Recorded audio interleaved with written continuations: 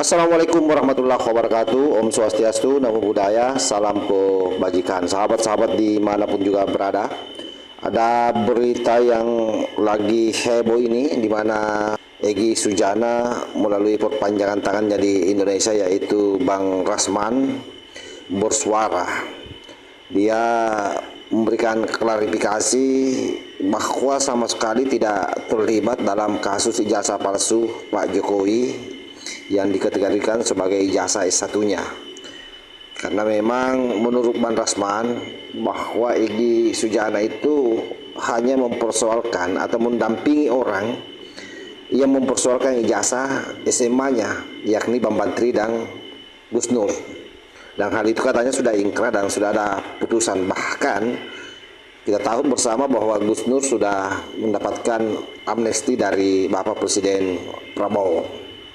Oleh karena itu, mewakili Bang Egy memberikan klarifikasi kepada seluruh rakyat Indonesia, kepada seluruh netizen. Apalagi kita tahu memang bahwa akhir-akhir ini, termasuk saya ya, menduga bahwa Bang Egy Sujana sengaja ngeles, sengaja lari meninggalkan tanah air untuk menghindar dari proses hukum. Nah, tentu kita tidak bisa menjustifikasi lebih jauh. Silahkan sahabat-sahabat memberikan penilaian sendiri. Yang pasti bahwa Egy Sujana melalui Bang Rasman itu memberikan klarifikasi tentang posisinya hari ini dan seperti apa keterlibatannya di dalam kasus ijazah palsu. Jadi memang sepertinya Roy Suryo dan kawan-kawan ini akan berjuang tanpa Egy Sujana di dalam kasus ini. Sebab Egy Sujana sudah memberikan batas demarkasi bahwa dia hanya dulu berjuang untuk ijazah SMA, dan itu sudah ingkrah katanya melalui putusan pengadilan, dan Mabes Polri juga sudah menolak laporannya karena memang Egy Sujana melapor ulang waktu itu melalui TPUA. Nah, seperti apa pernyataan daripada Bang Rasman? Ini coba kita simak secara bersama-sama videonya.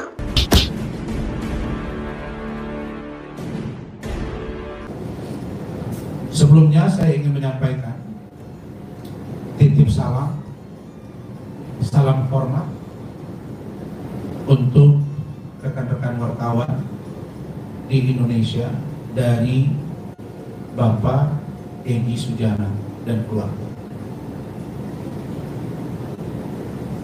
Karena beliau saat ini sedang melakukan pemulihan dari sakitnya di kota Ilit, kira-kira 350 km dari Lampung.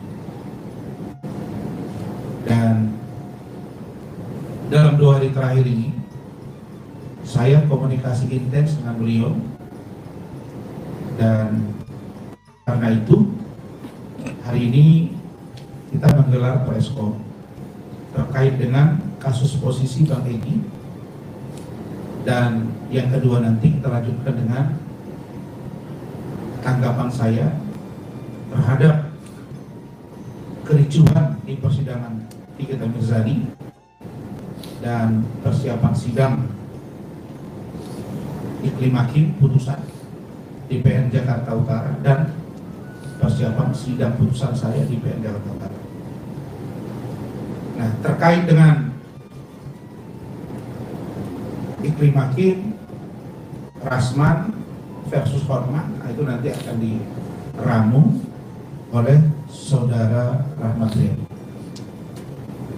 Saudara-saudara sekalian, sebelumnya saya sampaikan titip salam dari Bapak Irjen Pol Purnawirawan Riki Sitohang, karena beliau juga menjadi salah satu tim bersama saya dan Saudara Rahmat di kasus Bang Egy Sujana.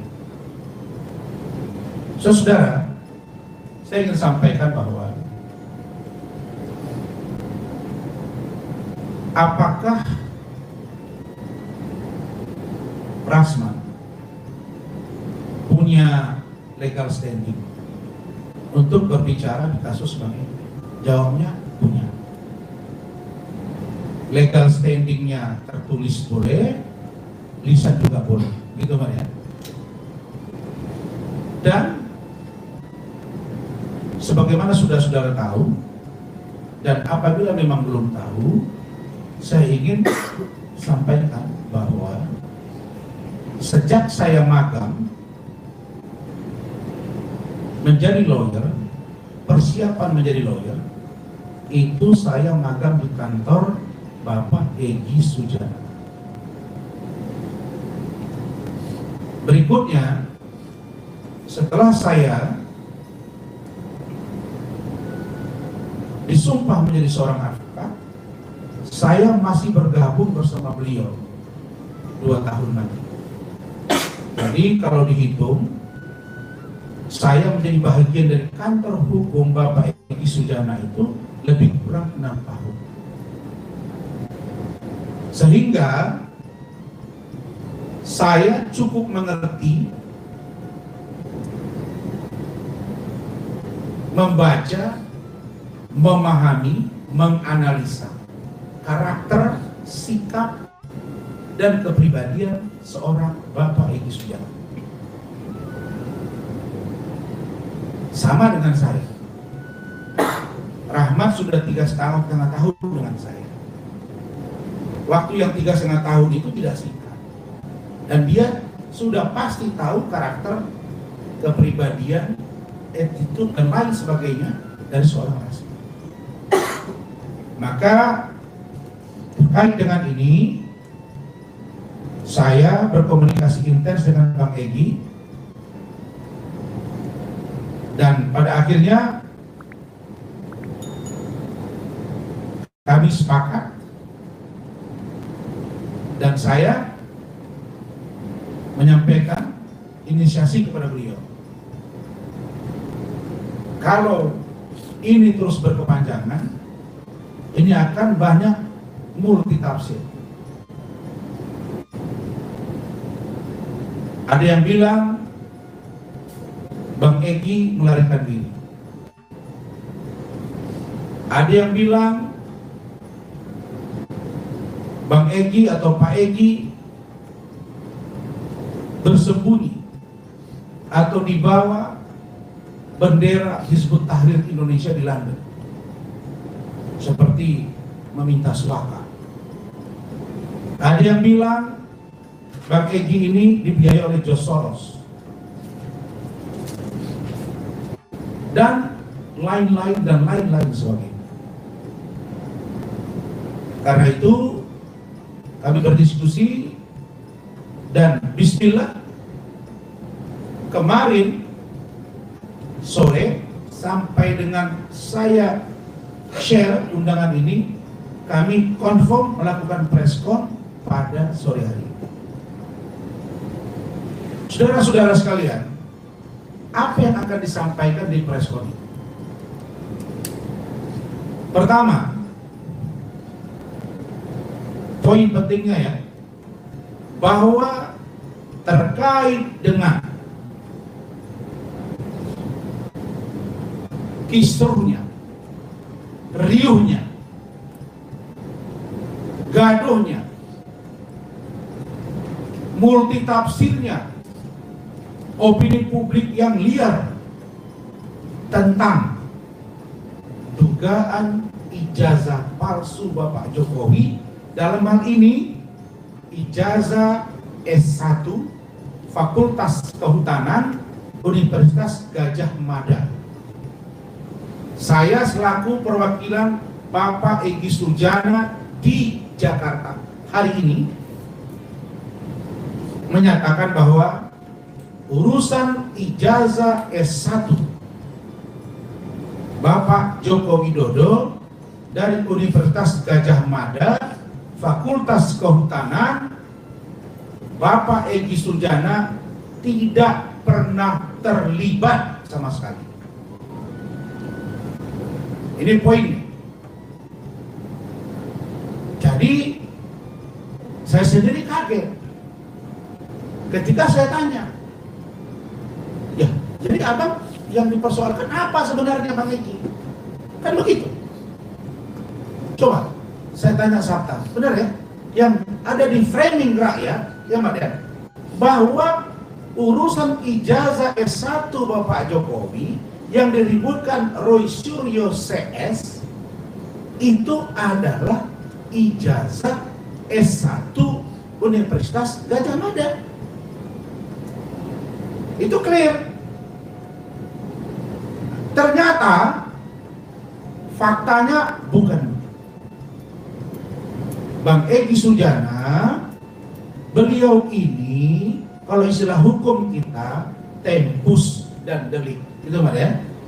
Kalau Bapak Egy Sujana, yang dipersoalkan Pak Egy adalah ijazah SMA Bapak Jokowi. Ijazah SMA ini pun posisi Bang Egy adalah sebagai kuasa hukum dari Bapak Bambang Tri dan Gus Nur.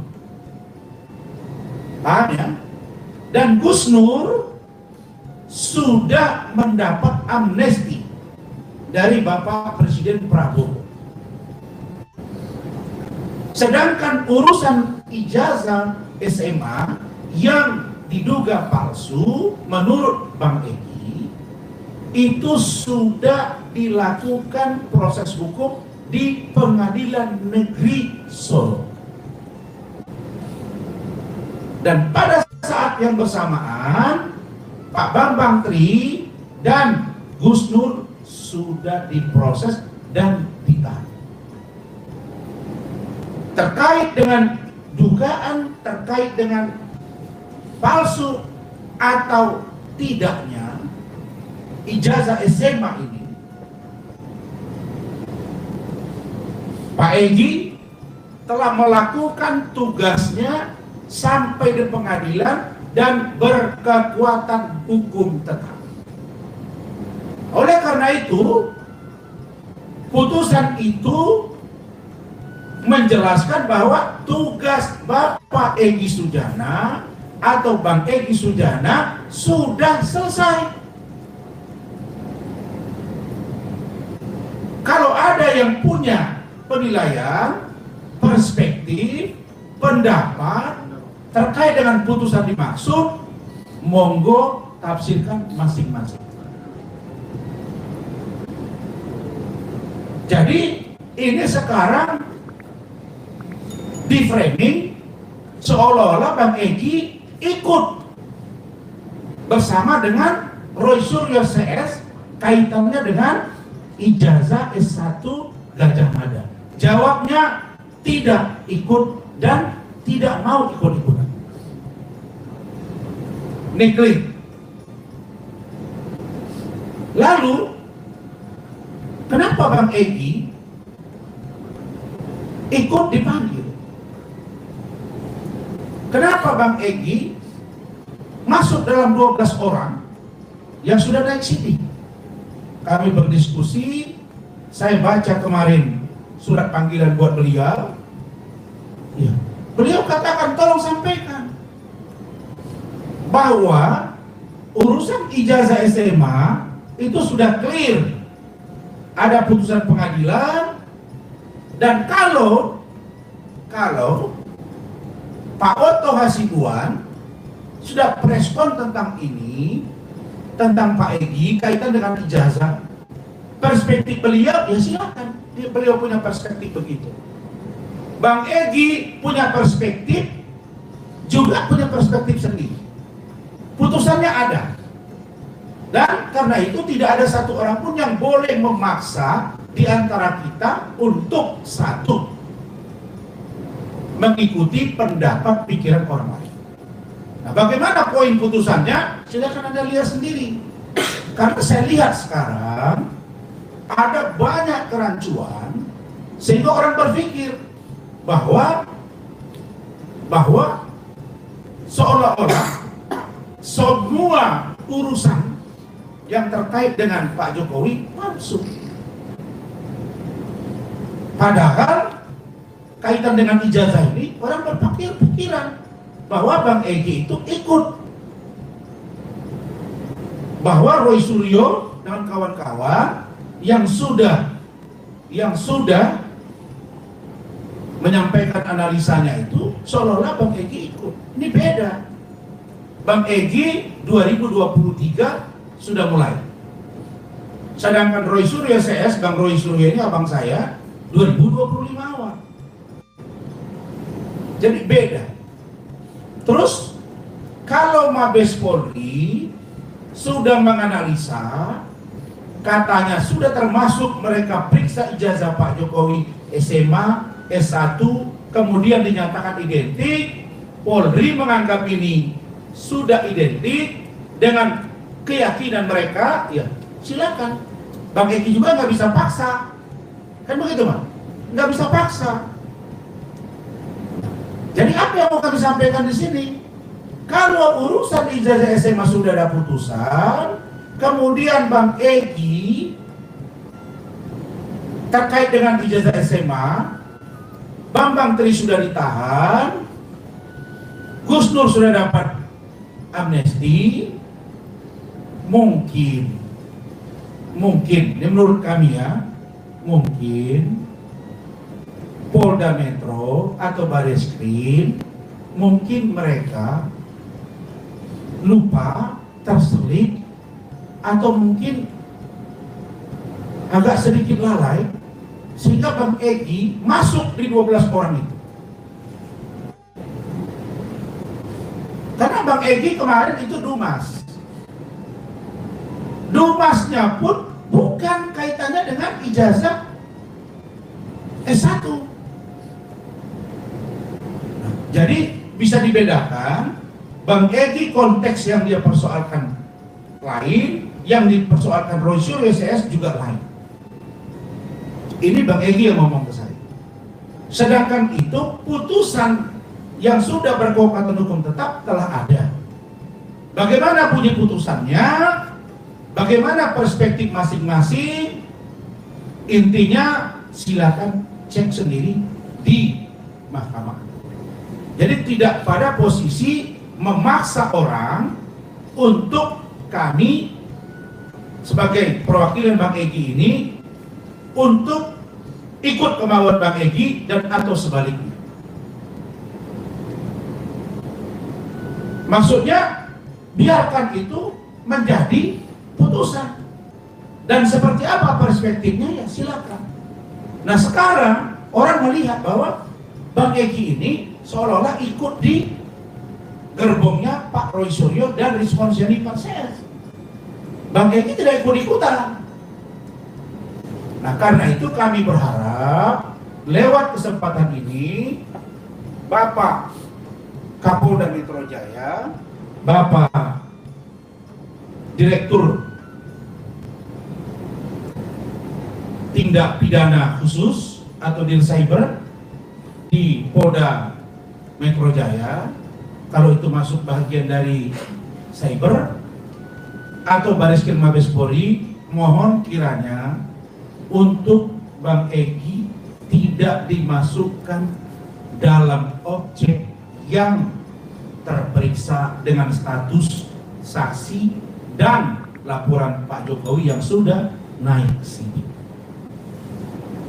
Itu poin. Poin yang kedua, Bang Egy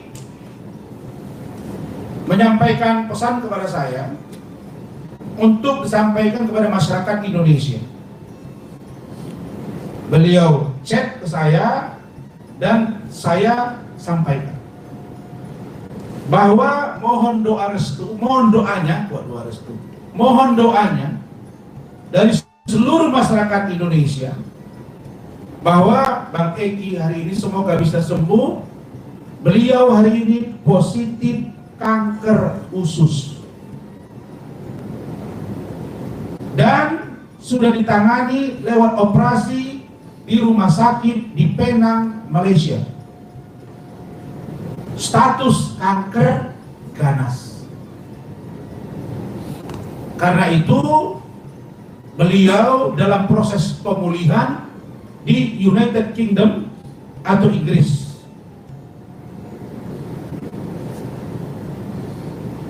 Sakit beliau ini banyak ditafsirkan seolah-olah ini pura-pura, seolah-olah melarikan diri. Bang Egy tidak melarikan diri. Ada yang bertanya, oh Pak Egy itu pergi ke Amnesty Internasional, kan begitu. Dia ke Amnesty Internasional, pergi ke kedutaan besar. Bang Egy diminta tolongi, nih ya, jangan lupa. Ketika mereka tahu bahwa Bang Egy akan berangkat ke UK setelah operasi di Pinem, Bang Egy itu berangkat ke UK. Pertama, dia berangkat ke UK, ke Inggris, untuk menghadiri wisuda anaknya yang kelima, yang telah menyelesaikan program master atau S2 di salah satu university di Inggris. Dan saat ini anak kandung beliau tersebut sudah bekerja, sudah memiliki kendaraan sendiri, sudah punya tempat tinggal. Dan itulah salah satu kebetulan Bang Egy sedang dalam pemulihan, maka diskusi keluarga diputuskan Bang Egy ikut bersama anaknya untuk penyembuhan di kota Leeds, 350 km dari London, Inggris. Kemudian dalam rangka apa Bang Egy datang ke Amnesty Internasional dan kedutaan Indonesia yang ada di London?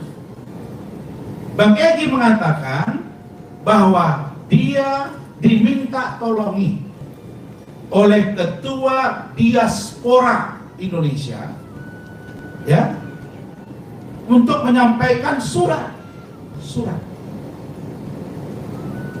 ya, kepada Amnesty Internasional terkait dengan urusan dugaan yang sedang riuh rendah terkait dengan urusan dengan persoalan hukum yang ada di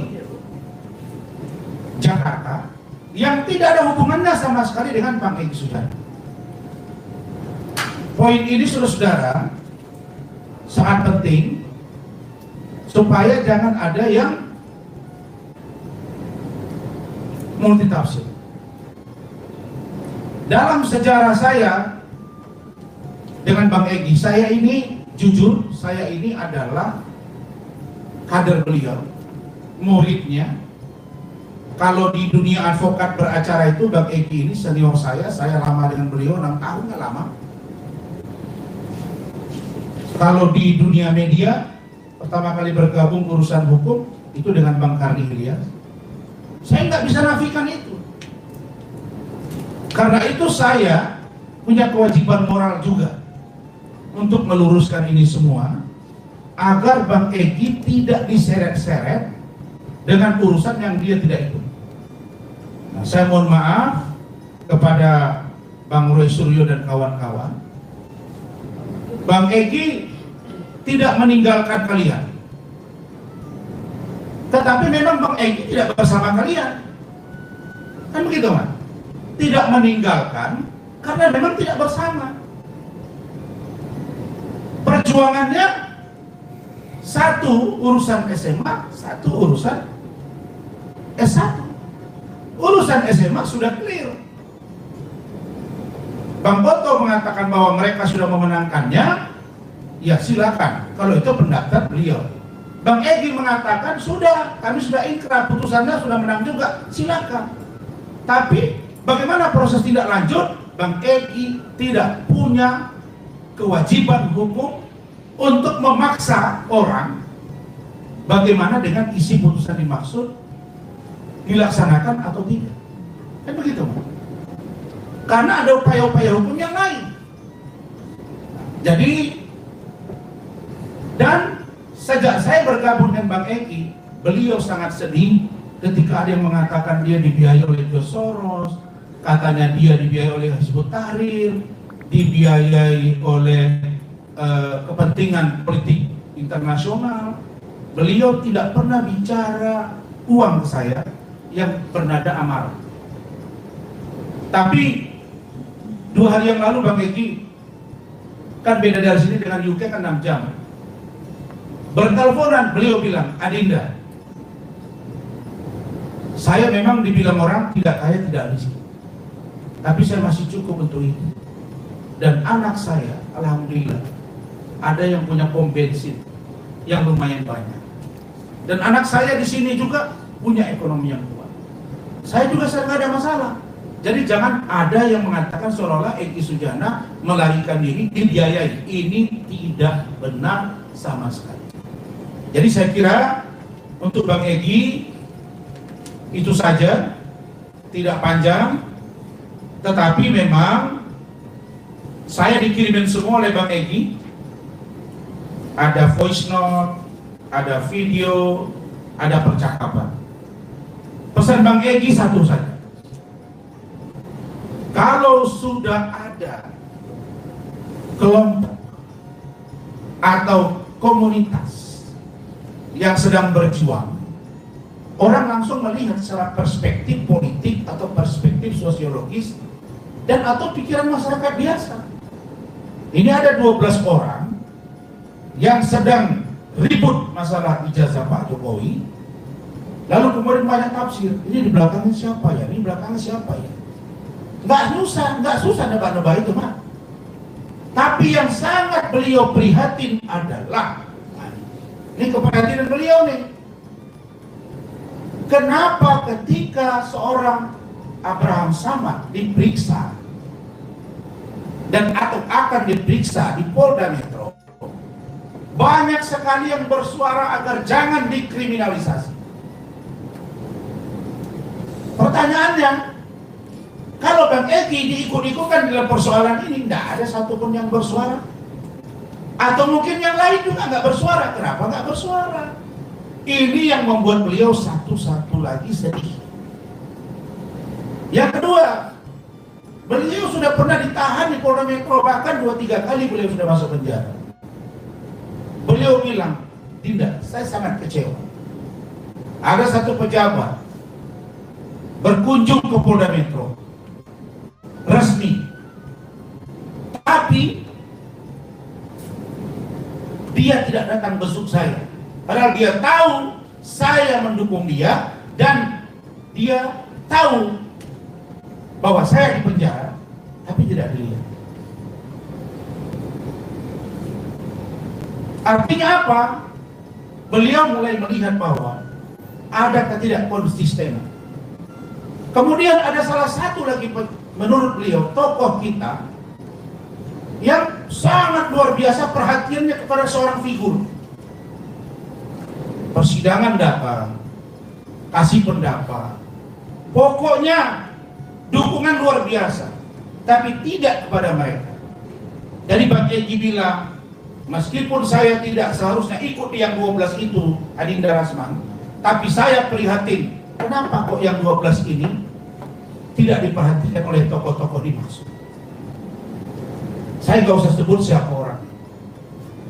Jadi inti dari Bang Egy saya simpulkan, dari dulu seorang Bapak Egy Sujana, bahkan bersama saya ikut beliau waktu 2014, adalah tim dan pendukung Bapak Prabowo Subianto dan Hatta Rajasa.